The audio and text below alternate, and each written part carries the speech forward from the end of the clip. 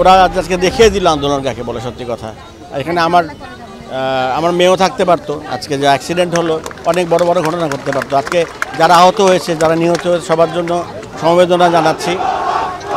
আর কি এই আন্দোলন যেন সফল হয়। আমরা কোনো দলের না, আমরা শুধু শিল্পীরা।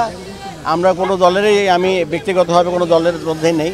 আমি এসেছি ছাত্রছাত্রীদের সাথে সংহতি জানানোর জন্য। আমাদের কোনো দফা নেই। আমাদের কথা হলো আমরা সেফটি চাই। আমরা একটা যেন আর কোনো প্রাণ নাশ না হয়, আর কোনো কারণে আমরা শিল্পীরা এখানে এই জন্য এসেছি ছাত্রদের পাশে, যাতে ওরা সিকিউর ফিল করে যে আমরা ওদের পাশে আছি। আমরা শিল্পী যদি এই সময় চুপ থাকি তাহলে সেটা তো অন্যায় হবে ওদের জন্য। ওদের একটা প্রত্যাশা আছে আমাদের শিল্পীদের নিয়ে। আমাদের নিরাপত্তা চাই, আমরা সবাই এক হতে চাই। আপনারা বিভেদ তৈরি করবেন না। যত বিভেদ হবে, আমরা যাদের বিরুদ্ধে এখানে দাঁড়িয়েছি তারা সফল হবে। এই সফল হতে আপনারা দিবেন না। যে যখন আসছে তাকে ওয়েলকাম করেন, তাকে স্বাগতম জানান। কোনো ধরনের ডিভাইডেশন আজকে এখানে যেটা আমরা করেছি, অনেকে বলেছে যে আমরা কেন ছাত্রদের সাথে, আমাদের এটা আগে দেয়া কর্মসূচি। আমরা এখানে সবাই এক হয়ে ওখানে যাব। সবাইকে ধন্যবাদ। Get up! Stand up! Get up! Stand up! Get up! Stand up! Get up! Stand up!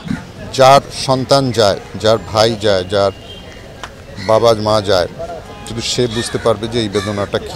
কথায় কথায় ডিসক্রিমিনেট করা, একজনকে কেউ যদি একটা বিপক্ষে কথা বলে, তাকে সে একটা ন্যায় কথা বললেও তাকে শত্রু বানিয়ে ফেলা বা তাকে অপোনেন্ট হিসাবে গালি দেওয়া, দেশটা তো সবার। তো সেখানে অপোজিশন অপোনেন্ট থাকবে।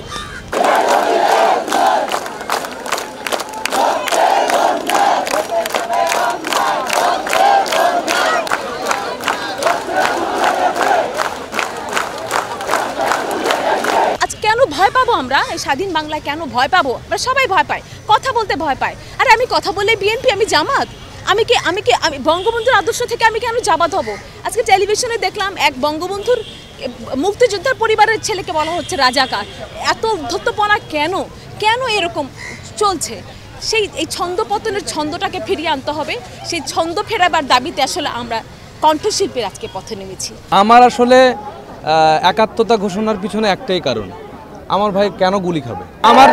আমি যতটুকু বয়সী, আমার এই 40 বছরের বয়সে আমার কাছে আমি কখনো এরকম গুলি দেখিনি। এরকম গুলি যেন আমার ভাইয়ের বুকে না চলে, এজন্যই আমি আজকে আপনাদের সামনে। যদি বলি 69-এর গণ অভ্যুত্থান, যদি বলি 75-এর আমাদের 15ই আগস্ট, এত মানুষ মারা যায়নি। আমাদের 52-র ভাষা আন্দোলনে ভাষা শহীদদের সংখ্যাও এত নয়। তো এটা আমরাই প্রশ্নবিদ্ধ, আমরা এখনও কাঁপছি। ট্যাগ লাগালেই তো আসলে ট্যাগ হয়ে যাচ্ছি না। আমরা মুক্তিযোদ্ধা পরিবারের সন্তান, এবং এই কোটা আন্দোলন শুরুটা যেভাবে হয়েছিল খুবই সুস্থ স্বাভাবিকভাবেই হয়েছিল। সেটা এখন যেটা লেজে গোবরে পর্যায়ে চলে এসেছে, এটা কিন্তু আরও আগে, যেটা সুজিত বললেন যে এটা অনেক আগেই, এটা মানে এটা কি বলবো, সুচিন্তিত সুদক্ষ মানুষ এটাকে কন্ট্রোল করে ফেলতে পারত। এতগুলো প্রাণ যেত না। এই প্রাণগুলো আমরা কিভাবে ফিরে পাবো? এই বাবা মাদের শোক আমরা কিভাবে বরদাস্ত করব? আমরা এখানে এসেছি প্রথমত আমাদের পুরো সঙ্গীত সমাজ, আমাদের বিবেকের তাড়না থেকে এসেছি, এবং আমরা কিন্তু এসেছি ছাত্রদের, আমাদের সন্তানরাও কিন্তু ছাত্র।